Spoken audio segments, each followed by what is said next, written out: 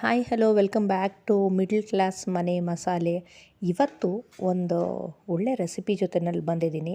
ಏನಂದರೆ ನೀರು dosa. Usually chicken ಸಾಂಬಾರಿಗೆ ಮತ್ತು ಫಿಶ್ ಕರಿಗೆಲ್ಲ ನೀರು ದೋಸೆ ತುಂಬ ಫೇಮಸ್ಸು. ಸೊ ಇದನ್ನು ಇವತ್ತು ಎಷ್ಟು ಈಸಿಯಾಗಿ ಹೇಗೆ ಮಾಡ್ಬೋದು ಅನ್ನೋ ಒಂದು ಟಿಪ್ಸ್ ಜೊತೆಯಲ್ಲಿ ಹೇಳ್ಕೊಡ್ತೀನಿ. ನೀರು ದೋಸೆಗೆ ನಾವು ಉದ್ದಿನಬೇಳೆ ಏನು ನೆನೆ ಹಾಕೋದಿಲ್ಲ. ಫಸ್ಟೇ ನಮಗೆ ಬರೀ ಅಕ್ಕಿ ಮಾತ್ರನೇ ಬೇಕಾಗತ್ತೆ. ನಿಮಗೆ ಡಿಪೋ ಅಕ್ಕಿ ಇತ್ತು ಅಂತ ಅಂದರೆ ಇದು ಚೆನ್ನಾಗಿ ಬರುತ್ತೆ. ಇಲ್ಲ ನನ್ನ ಹತ್ರ ಡಿಪೋ ಅಕ್ಕಿ ಇಲ್ಲ ಅಂದರೆ ನಾರ್ಮಲ್ ಅಕ್ಕಿನಲ್ಲಿ ಮಾಡ್ಬೋದು. ಇದ್ರದ್ದು ಏನು ಟಿಪ್ಸ್ ಅಂತ ಅಂದರೆ ಮೇಯ್ನು ನೀವು ಬರೀ ಅಕ್ಕಿ ನೆನೆ ಹಾಕಿರ್ತೀರಲ್ಲ ಅದ್ರ ಜೊತೆಯಲ್ಲಿ ಸ್ವಲ್ಪ ತೆಂಗಿನಕಾಯಿ ಕೂಡ ಸೇರಿಸಿ ಹಾಕ್ಕೊಬೇಕಾಗತ್ತೆ, ರುಬ್ಕೊಬೇಕಾಗತ್ತೆ. Tip number 1. ಟಿಪ್ ನಂಬರ್ 2, ನೀವು ರುಬ್ಬಿದ ತಕ್ಷಣ ಹಾಕ್ತೀರ ಅಲ್ವಾ ದೋಸೆ, ಅದು ಮತ್ತು ರುಬ್ಬಿ ಒಂದು 2 ಅವರ್ ಇಟ್ಟು ಆಮೇಲೆ ಹಾಕೋ ದೋಸೆಗೂ ತುಂಬ ಡಿಫ್ರೆನ್ಸ್ ಬರುತ್ತೆ. ಸೊ ನೀವು ತುಂಬ ಚೆನ್ನಾಗಿ ಬರಬೇಕು, ಹಾಕಿದ ತಕ್ಷಣ ಎದ್ದೇಳಬೇಕು ಅನ್ನೋ ಥರ ಇತ್ತು ಅಂದರೆ ಒಂದು ಸ್ವಲ್ಪ ಹೊತ್ತು ರುಬ್ಬಿಟ್ಟು ನಂತರ ನೀವು ಬಿಟ್ಟು ಹಾಕಕ್ಕೆ ಹೋದರೆ ತುಂಬ ಚೆನ್ನಾಗಿ ಬರುತ್ತೆ. ಇಮಿಡಿಯೇಟಾಗಿ ಹಾಕಿದ್ರೂ ಚೆನ್ನಾಗಿ ಬರುತ್ತೆ. ಬಟ್ ಒಂದು 2-3 ದೋಸೆ ಸ್ವಲ್ಪ ಮೇಲೆ ಕೆಳಗೆ ಆಗಿಬಿಡತ್ತೆ ಕಿತ್ತೋದಂಗೆ. ಸೊ ಟಿಪ್ ನಂಬರ್ 3 ಬಂದು, ನೀವು ಏನು ದೋಸೆ ಹಾಕ್ತೀರ ಅಲ್ವಾ ತವಾ ಮೇಲೆ, ಹಾಕಿದ್ಮೇಲೆ ಮೇಲ್ಗಡೆ ಏನಾದರೂ ಒಂದು ಕವರ್ ಮಾಡಬೇಕು ದೋಸೆ ಬೇಯೋದಕ್ಕೆ. ಸೊ ಇದು 3 ಟಿಪ್ಸ್ ಇದ್ದರೆ ನಿಮಗೆ ನೀರು ದೋಸೆ ಸೂಪರ್ ಪರ್ಫೆಕ್ಟಾಗಿ ಬರುತ್ತೆ. ಸೊ ಈಗ ಹೇಗೆ ಮಾಡೋದು ಅಂತ ತೋರಿಸ್ಕೊಡೋಣ ಕ್ವಿಕ್ಕಾಗಿ. ಈಗ ನಾನು ತೊಗೊಂಡಿರೋದು 2 ಲೋಟದಷ್ಟು ಅಕ್ಕಿ, ರೇಷನ್ ಅಕ್ಕಿ. ಸೊ ಇದನ್ನು ರಾತ್ರಿ ಪೂರ ನೆನೆ ಹಾಕಿದ್ದೀನಿ. ಒಂದು 2 ಸರಿ 3 ಸರಿ ತೊಳೆದ್ರೆ ನಿಮ್ಗೆ ಈ ಥರ ಆಗುತ್ತೆ.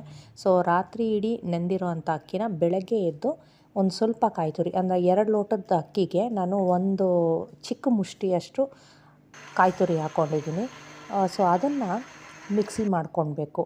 ಹೆಂಗಿರಬೇಕು ಮಿಕ್ಸಿ ಮಾಡಿದಾಗ ಅಂದರೆ ಗಂಧದ ಥರ ಇರಬೇಕು, ಅಂದರೆ ಸಿಕ್ಕಾಪಟ್ಟೆ ನೈಸಾಗಿರಬೇಕು. ಸ್ವಲ್ಪ ತರ್ತರಿ ಇದ್ರೂ ನಿಮಗೆ ದೋಸೆ ಚೆನ್ನಾಗಿ ಬರೋದಿಲ್ಲ. ಸೊ ಇದೊಂದು ಗಮನ ಇಟ್ಕೊಳ್ಳಿ. ಇದನ್ನು ನೀವು ರುಬ್ಬೋವಾಗ ಸ್ವಲ್ಪನೇ ನೀರು ಹಾಕ್ಕೊಂಡು ರುಬ್ಬಬೇಕಾಗತ್ತೆ. ತುಂಬ ಜಾಸ್ತಿ ನೀರು ಹಾಕ್ಕೊಂಬಿಟ್ರೆ ಅಕ್ಕಿ ಗ್ರೈಂಡ್ ಆಗೋದಿಲ್ಲ. ಕೆಲವೊಬ್ರು ಏನು ಮಾಡ್ತಾರೆ, ಅಕ್ಕಿ ನುಣ್ಣಗೆ ಬರಲ್ಲ ಅಂತಾರೆ. ಏನಕ್ಕೆ ಅಂದರೆ ಜಾಸ್ತಿ ನೀರು ಹಾಕ್ಕೊಂಬಿಟ್ಟಿರ್ತಾರೆ ರುಬ್ಬೋವಾಗ. ಇದು ಬೇಳೆ ಇರೋದಿಲ್ಲ, ಉದ್ದಿನಬೇಳೆ. ಸೊ ಹಾಗಾಗಿ ಸ್ವಲ್ಪನೇ ನೀರು ಹಾಕ್ಕೊಂಡು ಸ್ವಲ್ಪನೇ ನೀರು ಹಾಕ್ಕೊಂಡು ನೀವು ಗ್ರೈಂಡ್ ಮಾಡಿಕೊಂಡಾಗ ನೀಟಾಗಿ ನುಣ್ಣಗೆ ರುಬ್ಕೊಬೋದು ಮಿಕ್ಸಿನಲ್ಲಿ. ಸೊ ಇದು ಕನ್ಸಿಸ್ಟೆನ್ಸಿ ನೋಡಿಕೊಂಡು ನೀವು ನೀರು ಹಾಕ್ಕೊಬೇಕು. ಇವಾಗ ಎರಡೂ ನಾನು ರುಬ್ಬಾಯಿತು. ರುಬ್ಬಿದ್ಮೇಲೆ ನೀರು ಎಷ್ಟು ಕನ್ಸಿಸ್ಟೆನ್ಸಿ ಬೇಕು ನೋಡ್ಕೊಳ್ಳಿ. ಇದು ಹೇಗೆ ಅಂತ ಅಂದರೆ ತೀರಾ ವಾಟರಿ ಥರ ಇರಬೇಕು, ತುಂಬ ತೆಳು ಇರಬೇಕು. ಆ್ಯಕ್ಚುಲಿ ಇದು ಗಟ್ಟಿನೇ. ಸೊ ಸ್ವಲ್ಪನೇ ನೀರು ಆ್ಯಡ್ ಮಾಡ್ಕೊತಾ ಇದ್ದೀನಿ. ನೀವು ಇದಕ್ಕಿನ್ನೂ ಸ್ವಲ್ಪ ನೀರು ಹಾಕ್ಕೊಂಡ್ರೂ ನಡೆಯುತ್ತೆ. ಸೊ ನೋಡಿ, ಇವಾಗ ಅಲ್ಲಿ ಸೌಟಲ್ಲಿ ತೋರಿಸ್ತಾ ಇದ್ದೀನಲ್ವ, ಹಂಗೆ ತೆಗ್ದಿದ ತಕ್ಷಣ ಹಂಗೆ ಬಿಳಿ ಬರಬಾರ್ದು. ಇನ್ನೊಂಚೂರು ನೀರು ಹಾಕಿದ್ರೂ ನಡೆಯುತ್ತೆ. ಸೊ ಅದ್ರ ಜೊತೆಯಲ್ಲಿ ಸ್ವಲ್ಪ ಸಾಲ್ಟ್ ಹಾಕ್ಕೊಂಡು ಮಿಕ್ಸ್ ಮಾಡ್ಕೊಂಬಿಟ್ರೆ ನಿಮ್ಮದು ದೋಸೆ ಬ್ಯಾಟರ್ ರೆಡಿ ಆಗುತ್ತೆ. ತವಾನ ಬಿಸಿಗಿಟ್ಟು ಅದು ಕಾಯೋಕ್ಕೆ ಮುಂಚೆ ಒಂಚೂರು ಎಣ್ಣೆ ಹಾಕ್ಕೊಂಡು ಫುಲ್ ತವಾ ಎಣ್ಣೆ ಮಾಡ್ಕೊಳ್ಳಿ. ಇದು ಎಣ್ಣೆ ಬರೀ ದೋಸೆ ಉಯ್ಯೋದಕ್ಕೆ ಮಾತ್ರನೇ. ದೋಸೆ ಹಾಕಿದ್ಮೇಲೆ ಎಣ್ಣೆ ಹಾಕೋ ಅವಶ್ಯಕತೆ ಇಲ್ಲ, ಅದು ನೀಟಾಗಿ ಎದ್ದು ಬರುತ್ತೆ ವಿತೌಟ್ ಆಯಿಲ್ಲು. ಸೊ ದೋಸೆ ಹಾಕೋಕ್ಕೆ ಮುಂಚೆ ಮಾತ್ರನೇ ನೀವು ತವಕ್ಕೆ ಎಣ್ಣೆ ಸವರ್ಕೊಬೇಕು. ಸೊ ಅದು ಸವರಾದ್ಮೇಲೆ ಸ್ವಲ್ಪ ಬ್ಯಾಟರ್ನ ಕೆಳಕು ಮೇಲ್ಕು ಮಾಡಿ, ಯಾಕಂದರೆ ತೆಳು ಇರೋದ್ರಿಂದ ಕೆಳಗಡೆ ಹೋಗಿ ಕೂತ್ಕೊಂಡ್ಬಿಡುತ್ತೆ, ನೀರು ಮೇಲೆ ಕೂತ್ಕೊಳ್ಳುತ್ತೆ. ಸೊ ಆವಾಗ ದೋಸೆ ಹಿಟ್ಟು ಸರಿಗೆ ಬಂದಿರೋದಿಲ್ಲ ಆ್ಯಂಡ್ ದೋಸೆ ಉಯ್ಯೋಕ್ಕಾಗೋದಿಲ್ಲ. ಸೊ ಹಾಗಾಗಿ ಪ್ರತಿ ಸರಿ ನೀವು ದೋಸೆ ಹಂಚು ಮೇಲೆ ಹಾಕೋವಾಗ್ಲೂ ಚೆನ್ನಾಗಿ ಮಿಕ್ಸ್ ಮಾಡಿ ನಂತರ ಬ್ಯಾಟರ್ನ ತವಾ ಮೇಲೆ ಹಾಕಬೇಕಾಗತ್ತೆ. ಸೊ ಹಾಕೋ ಮೆಥಡ್ ಕೂಡ ಇಂಪಾರ್ಟೆಂಟ್ ಇರುತ್ತೆ. ಒಬ್ಬರು ಏನು ಮಾಡ್ತಾರೆ, ಹಿಂಗೆ ಇಟ್ಕೊಂಡು ಹಿಂಗೆ ಚೆಲ್ಬಿಡ್ತಾರೆ.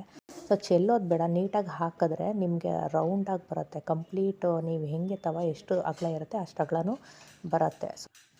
ದೋಸೆ ಹಾಕಿದ್ಮೇಲೆ ಅದ್ರ ಮೇಲೆ ಮುಚ್ಚೋದನ್ನು ಮರಿಬೇಡಿ. ಮುಚ್ಚೋದನ್ನು ಮರೆತರೆ ದೋಸೆ ನೀಟಾಗಿ ಎದ್ದೇಳೋದಿಲ್ಲ. ಸೊ ಅದೊಂದು ಇಂಪಾರ್ಟೆಂಟು.